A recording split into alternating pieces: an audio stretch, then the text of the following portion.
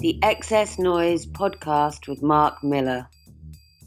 Hi everyone, welcome to episode 46 of the XS Noize Music Podcast.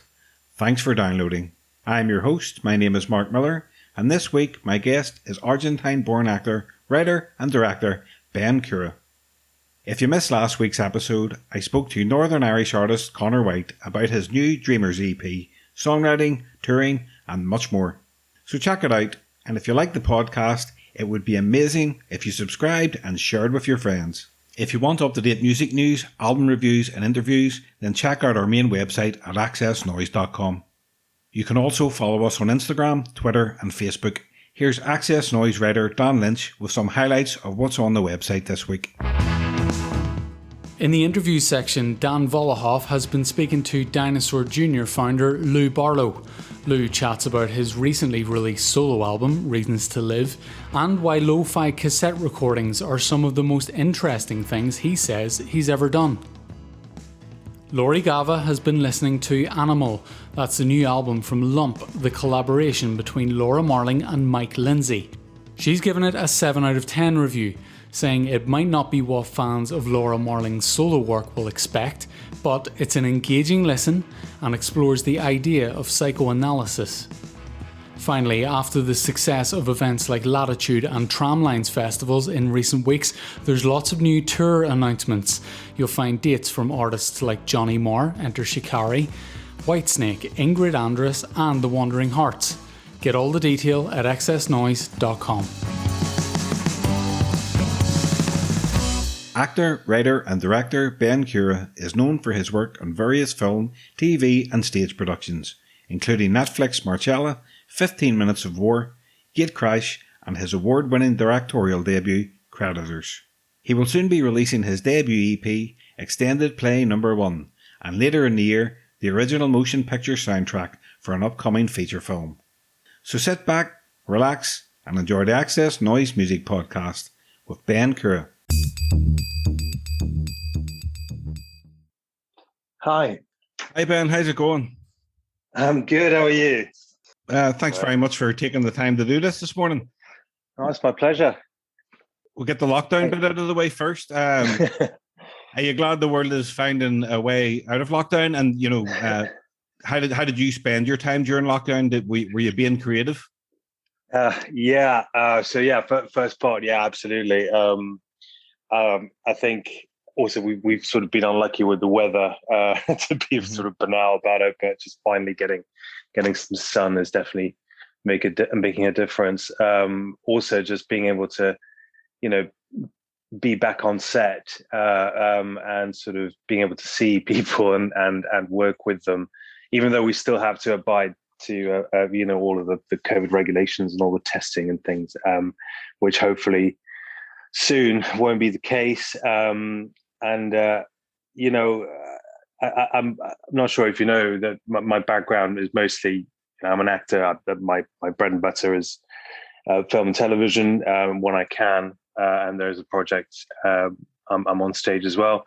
But obviously I have a lot of colleagues and friends who are in the music business, and I've been very aware of how the last year, it's been more than a year now, has radically changed their lives. I think those who were lucky have managed to survive working from home, if they've been able to do, live streams and such, or working on new material. But I also know that's been very tough for a lot of them.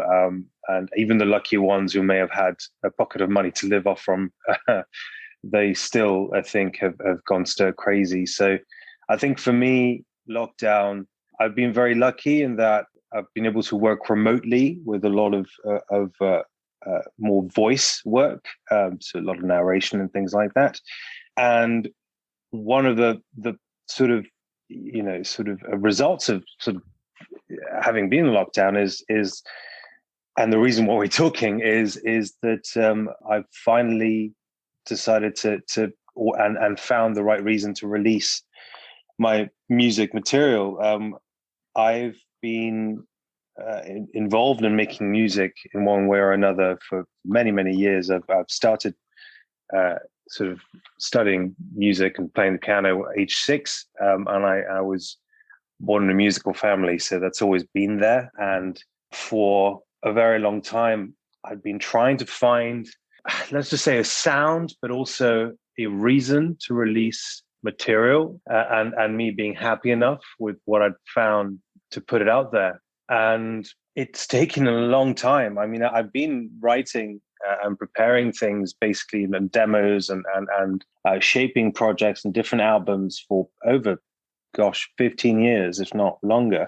Mm-hmm. And it's only during lockdown, possibly as a mixed reaction to one, not going absolutely nuts, even though I'm constantly, busying myself with other things. I mean, I have written and directed a feature film a few years back, and I've been working on the next projects as well. And I have a small production company, indie production company, that is focused on developing film. But also now, that company is my indie label, so to speak. And it started the music sort of release, as it were, like when I just suddenly went, okay, screw it, let's just release the stuff out there and see what happens. It started with some very basic sort of live studio sessions, as it were, where I recorded some cover songs of traditional songs. It started with Carrickfergus, which is a traditional Irish song. Sorry, can I just stop you there? Tell me, yeah. Do you know where I am now? Where are you? Carrickfergus. Isn't that meant to? I mean, forgive my complete ignorance. Isn't this meant to be like a mythical place, or not a place that doesn't exist? No, or is it actually? It really exists. Because that's where I am. Amazing. So okay, this is probably the reference. It's not that. It's Ballygrand, or is it? It's Ballygrand that's meant to be the mythical place. See, I know fuck all. I'm trying to appreciate, but no, it is Ballygrand. Yes, it's Carrickfergus. Amazing. What a complete coincidence. Yeah, Carrickfergus, Northern Ireland, and that's where I'm talking to you from.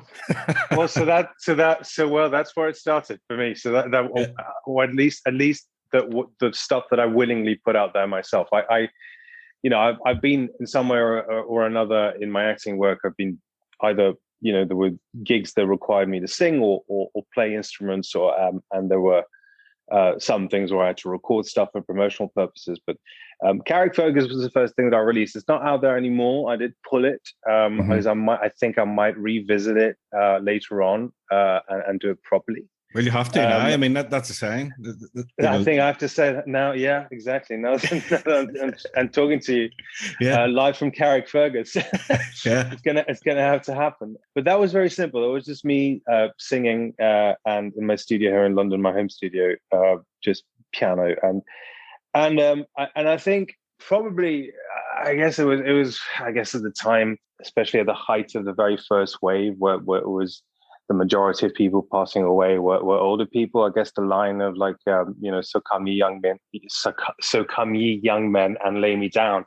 At the very end, the journey of the lyrics, and I guess the lyrics attributed to Peter O'Toole, who was a famous actor, obviously. And so I don't know, there was something about that felt right about putting it out there. But later on, I kept playing around with different sort of sound and things, and it wasn't until again, I think second wave. Well, we had 3, right? Mm-hmm. No, although we're supposed to be in the third one. No, second lockdown. After the beginning of the second lockdown. That's it. Here in the UK, I had a demo for another track that I was thinking of releasing, which is a song with vocals, and which I sing, and I sent this to a friend of mine who's also a colleague that we met doing a play directed by Richard Eyre called It Hotels, and we did that in 2019 in Chichester. And since then, we've remained really good friends, even though we haven't really seen each other because of this whole fucking debacle for over 2 years now. And so I sent him the demo, and he sent this to a director that he was working on a feature film with, and they had to go in and do pickup shoots back in America and New York when things reopened temporarily, and they managed to finish the film then. And so he showed him the track, and the track is I don't know how to describe it, but it's sort of alternative, rocky, but it's got these weird cinematic touches to it, and there are vocals as well. And the harmonic progression is actually, I mean, it's not like it's going to be anything extremely complicated, but it's more complex than your usual song. And so I think that you really liked it, the director, and we hopped on a call, and I had no idea about the story of the film or anything that was happening in the film, and we kept it this way for about a month. And what we did is we sort of tested the waters to see if we kind of could see eye to eye with what I could bring in terms of the cinematic soundscape to the film. And we'd hop on a call and he'd say, okay, how about we just play around with 5 tracks, 5 ideas for something. And he would be like, okay, the first one, the character is in the car doing this and this. And the second one, the character is like, there's a sense of danger and they're walking towards this place. And so I sent him things, and by the time that a month had gone by, I think we'd both established a vocabulary for the film and a sound for it. And I basically, from November till March of this year, worked remotely and scored the entire feature film. And so I think that was a pivotal moment, because the reason why this EP, Extended Play.One, is the way it is, it's instrumental. It's sort of, neoclassical, but cinematic at times, kind of epic at times, I guess. That's one way of describing it. And it's got elements of electronic, music mixed with orchestral music. I think it comes from that. We were in the middle of doing the mixes, which again had to be done remotely, which is not ideal, but we managed to do it. And as we were doing that, there was a lot of waiting around for me to get, to hear from different people on the team. So as I was doing that, I kind of felt that I'd make this EP. I'd like write and record 6 different tracks. And they're shaped, they have a narrative behind it. And it's probably because I came off the back of doing a film that it felt natural to have a narrative behind it. And it's a very simple one. It's basically my background growing up as a child. I was born in Argentina. I left Argentina when I was about 1.5 years old, moved to Italy. Then age 6, I moved to France. Age 11, I moved to Spain, and I've been in London since I was 18 years old. So there's, I guess, in some way, it sort of, traces the emotional and experimental journey of what I right now remember as that experience being. And this track, Toutes les couleurs, is basically sort of. It's that time where I moved to Paris, and I was a supremely hyperactive child. I was just constantly, monkeying around, and I guess no wonder I ended up doing what I'm doing. There was also there's a slight, every time you move country, especially as a child, there's like a sense of, there's a big adventure. Like every time you move somewhere new, there's a sense of adventure, and it's exciting. And I think you can still feel that as an adult. And as a child, you're just trying. Your identity is evolving so quickly as you grow, and it's tied so much to the people that surround you and the places that you're in. That there's also a sense of potential, but there's a slightly terrifying sense of where is this going to go, and how scary is this really? So I think that's probably where the track lies, and the EP is sort of, shaped around that. When you're writing music, do you always need visuals in your mind from which to inspire the music? So that's a very good question. I think the more I think about it, the more I have to say yes. I generally I'm quite synesthetic with music and sound, so I generally see color when I hear notes or harmony. But I also do. I think the way I write is very instinctual. I know it sounds very, very wanky, and I apologize, but it is. It does come from just how I feel when I'm playing around with harmonic progressions. More often than not, a song or a track or something or a piece will be born of a harmonic progression, and then the feel and in some way the colors that come out of it. And so there is an element of visual. And I think by the time I'm hitting the arrangement and the production side of a track, it does become about building a soundscape, which in and of itself, I think, as a word and as a concept, does involve a sense of creating a space and creating a visuals or just visuals in the space, something that makes you feel like you are you transported somewhere. And I think now with experience, I think that's generally where I gravitate. So yeah, I think visuals and space are two of the things that I find myself in when I know that I've got something good. Generally, if I don't feel there's either of those things, I very quickly move away from an idea, I think. The first, you mentioned the second track, but the first track from the EP release, Water, which is it's a fantastic piece of music. What can you tell me about that song? Thanks, man. That is the first one of the EP. That's the first one that I wrote and recorded. With Water, it's an interesting track because it's sort of all the tracks on the EP, it may be the slightly less. Maybe I'm wrong, but to me, it might be the slightly less approachable one when you first hear it. Because I think on purpose that I don't know if you saw the video, but the video itself sort of highlights the aspect of sort of circular repetitiveness. And that's possibly, even though I try with all my might to not incorporate any of the lockdown in my work, because I think that's sort of overdone.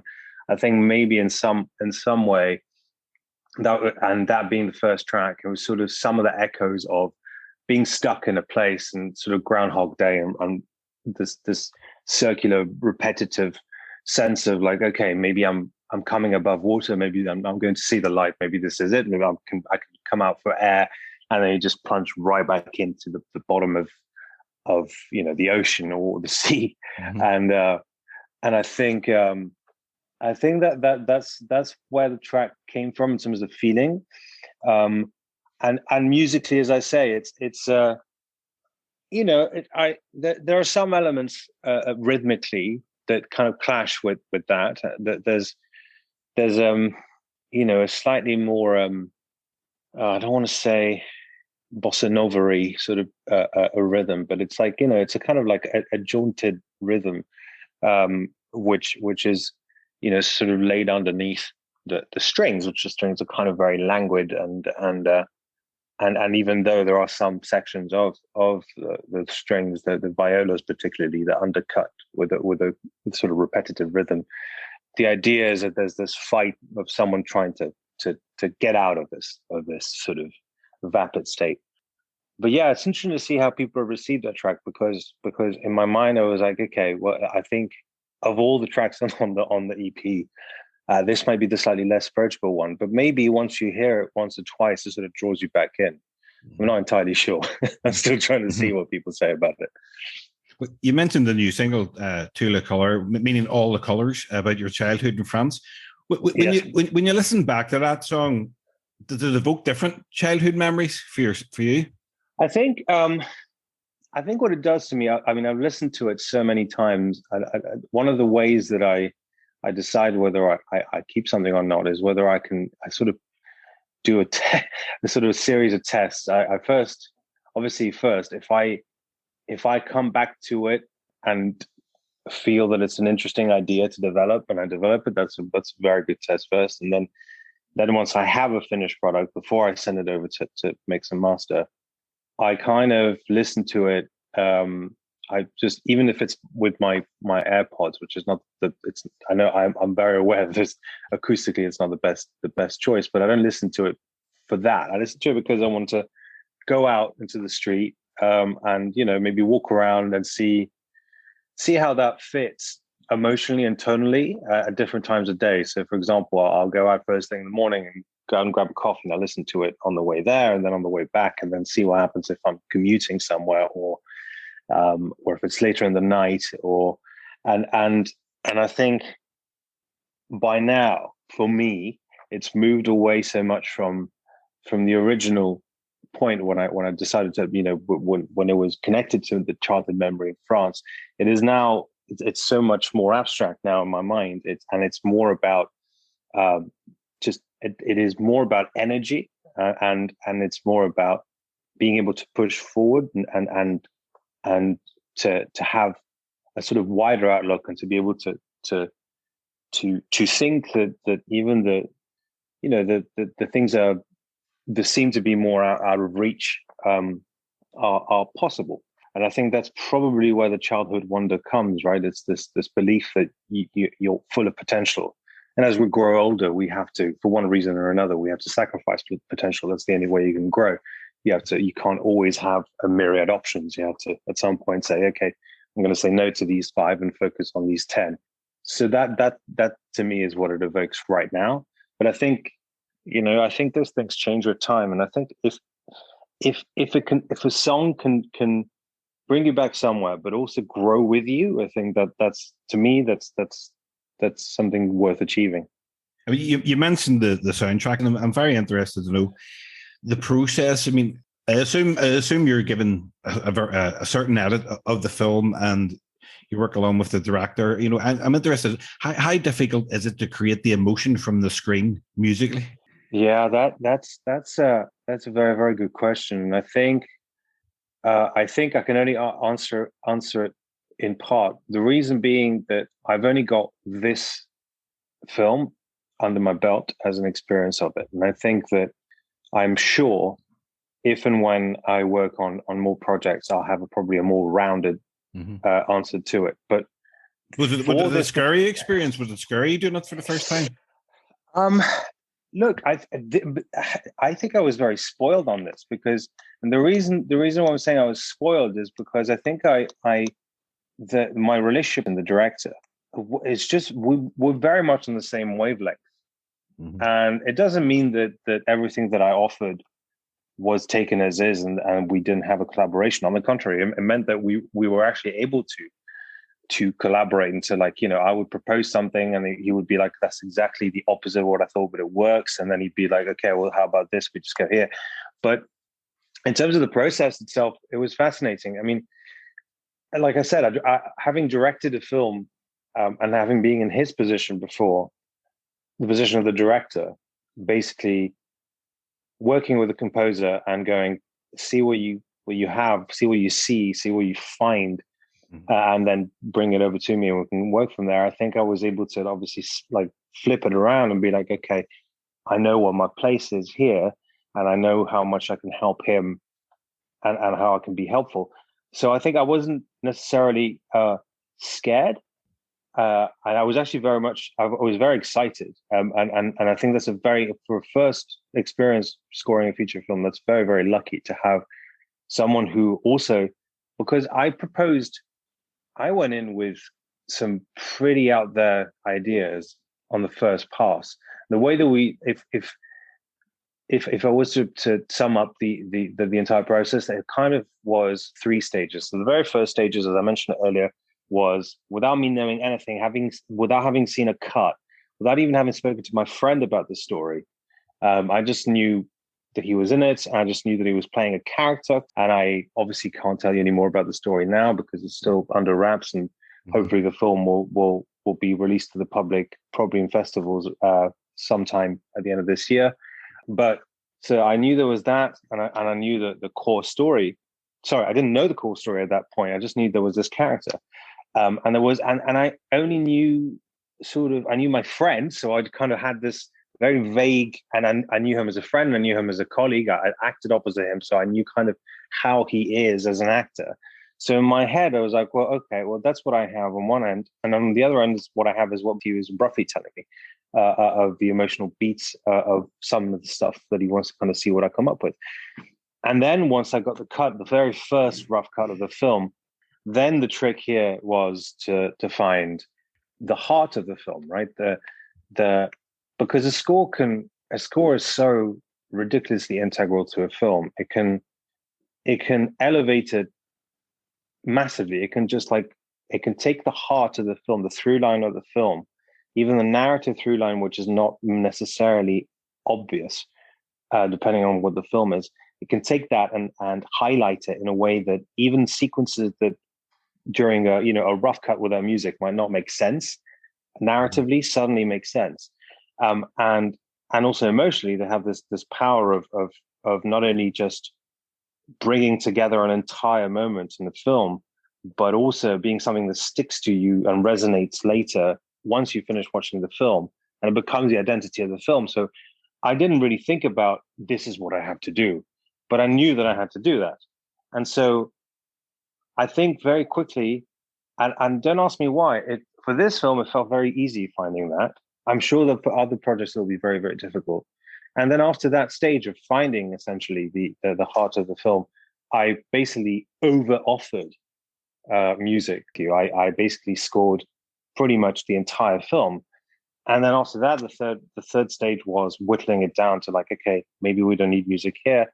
Maybe this cue here can be shortened. Maybe we can melt this theme here and this theme into one cue. There's more minimal. I brought in some trumpet instruments that were played very dirtily and very sort of out of tune. The whole landscape of the soundtrack of the film is this detuned, drony, grating feeling, which makes sense with the story. And we just kept working on it until the very last minute, even after things are mixed and mastered and delivered to the edit room over in New York in this case. I know that even then I was on a call and he was like, do you mind if I remove, this instrument and this section and just like whittle it down there? So it even till the last minute, it was a case of whittling down. So yeah, so offering a lot and whittling down. That was the main process. When you're doing something like that, do you go back and reference other soundtracks and like favorite soundtracks? Well, in this case, my main objective was to know what film we were in. So I can't, even though I made like in my head, some of, I don't know, Thomas Newman's work or if you're going to go more orchestral, Zimmer or Williams and all these things, they don't always fit a particular film, right? And I guess there's a reason why directors go back to their same composers, because once they find someone who speaks to their style of storytelling and their style goes hand in hand, and it can elevate their stories, and they go back to them and it makes sense. And it becomes, their music becomes as much of an identity of part of the identity of the film and of the filmmaking style as the filmmaking style itself. My main objective here wasn't to reference back other soundtracks. Although of course, subconsciously, I'm sure, my love of cinema and my constant obsession with soundtrack music, I'm sure there is stuff that has gotten in there. But the main thing about the soundtrack, which I forgot to say, is the deconstruction of this original track, this demo that I mentioned to you. This demo the song that I'd sent to my friend, there's a reason why I got on the soundtrack. The deconstruction of the arrangement of that track and the use of some of the track's harmonic progressions are basically what make up the entire soundtrack. So if the track has 20 different chords and 6 different instruments, and some of the instruments have little details and things, what we did is basically explode, sort of like, break that track into 1,000 pieces and rebuild it in different parts of the film. And then the track plays at the very end in the credits, and it sort of brings it all together.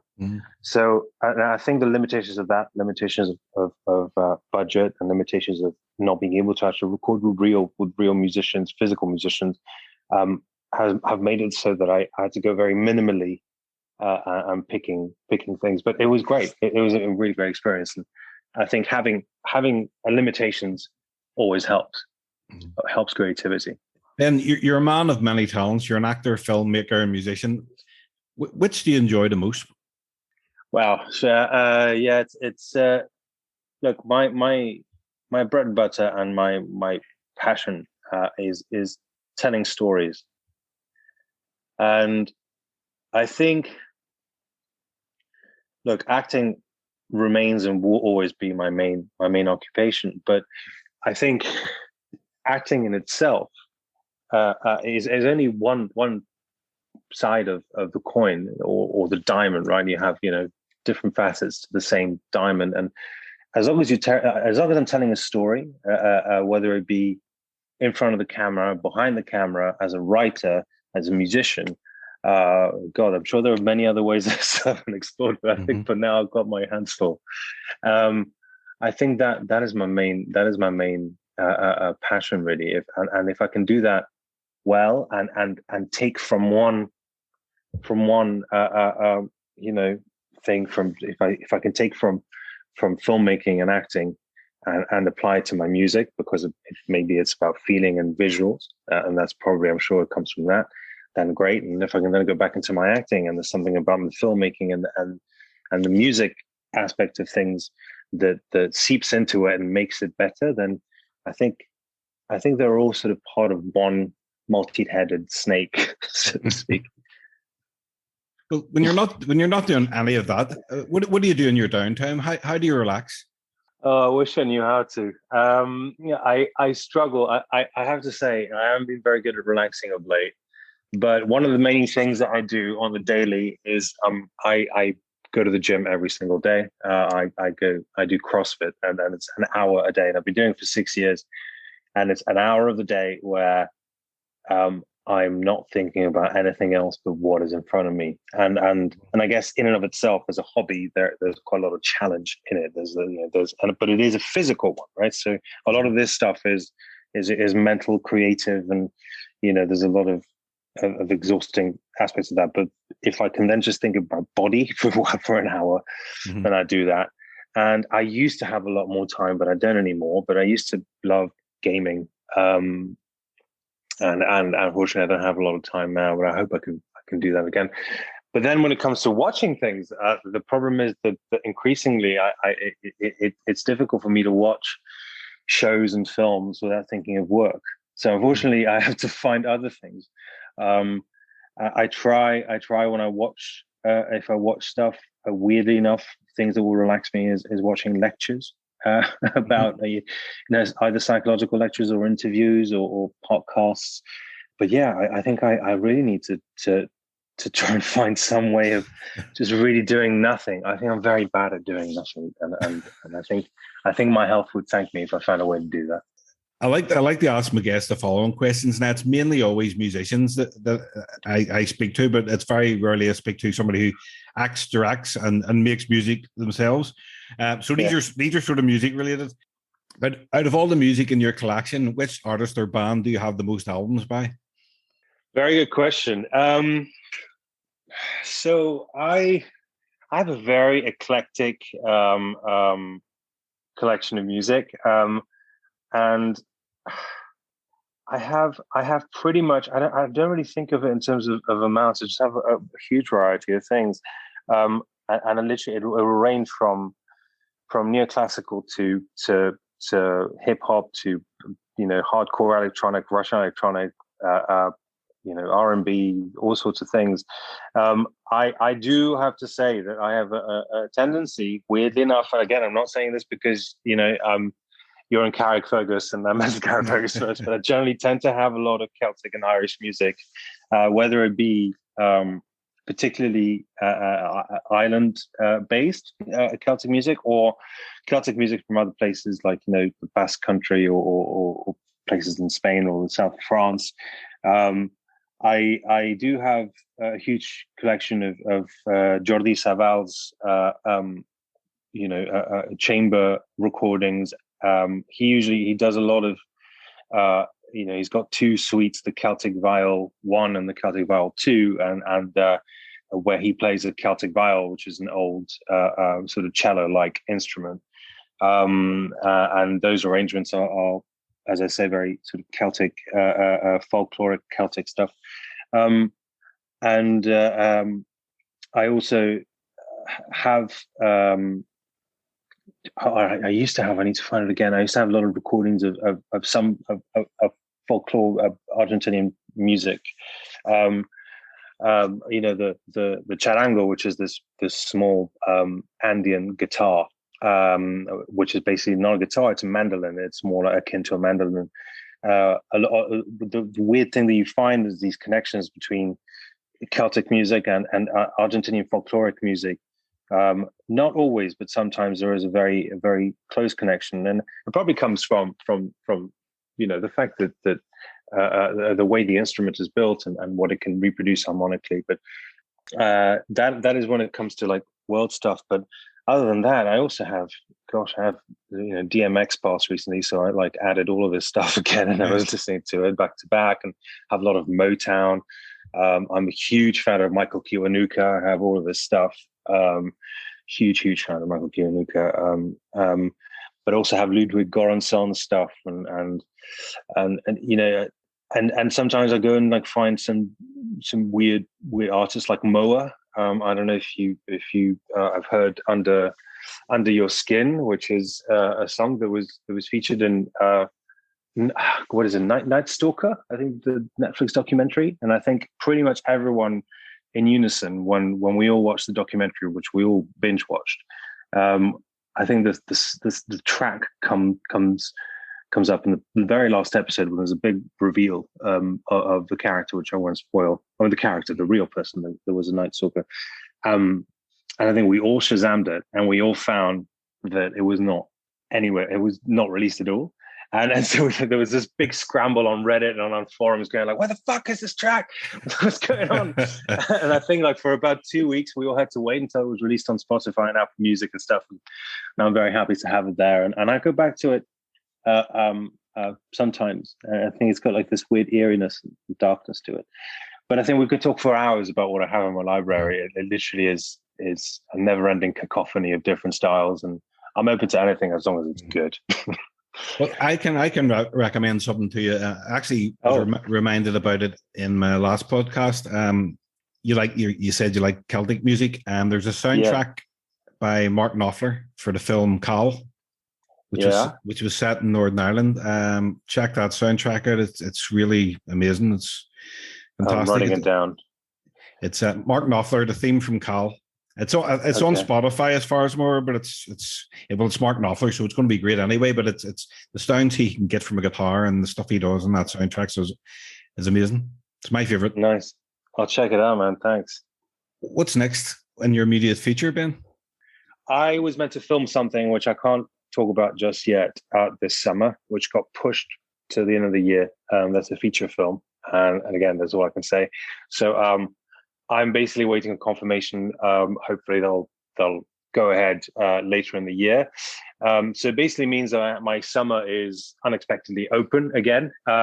So that's probably going to mean that I'm going to finish writing an idea. Well, not an idea, the script. The idea is already written. The script for the second feature film that I would have written. I'm not 100% sure that I will direct this one, but definitely will be something that I would have written. So, and from then on, we'll see what happens. But those things take time to get off the ground. And then musically, so the EP comes out at the end of July. There's a third single that comes out on the 25th of this month, Argento, which is I'm sure you've listened to the EP, so it's like the more sort of Argentine rhythm sort of stuff. So we'll see how that goes. And musically, I think once the EP is out, and especially given that the summer is a little bit more open, obviously the first thing I'd like to do is try and get the fuck out of the country for a bit. But if that's not possible until later, I'll probably just go back into my studio and record some new stuff. It's too early to tell you about a potential song that I'm writing and producing for someone to sing, but that is also something that I'm currently working on. But again, distance and distance at this point, and now it's not even the pandemic. It's more like the fact that this person is based in Scotland. It makes it slightly harder to work, but that would be an interesting one. I wish I could tell you more. Hopefully you can come back and talk about it. Yeah, that'd be great. I'd love it. Yeah, and obviously Carrickfergus, you have to do that now. Like, yeah, I'm gonna have to do it again. And I'll do it proper. It will be more than just piano and voice. Although it's such a beautiful song that you could just sing it without an instrument, and it gets me every time. But I'll have to come and visit. Maybe I'll sing in Carrickfergus. Yeah, that you could make the video here. It'd be great. Exactly. Carrickfergus. With you can just I can be an extra. Carrickfergus Castle in the background. It'd be amazing. That's right. Okay, Ben. But listen, all the best with the EP. Really, really enjoying it, and everything else you're doing, the directing, the writing, everything, the soundtracks. Oh, thanks, man. Appreciate it. All the best with it, and thanks for having a chat. No, appreciate it, man. Thanks for making the time and for all the questions, and hopefully I'll speak to you soon. Yeah. In the meantime, stay safe and enjoy the summer if you've got any summer over there. Yeah, it's not bad. Okay, Ben, have a good day. Thank you. All right, take care now. Cheers. Take it easy. Bye-bye. Bye.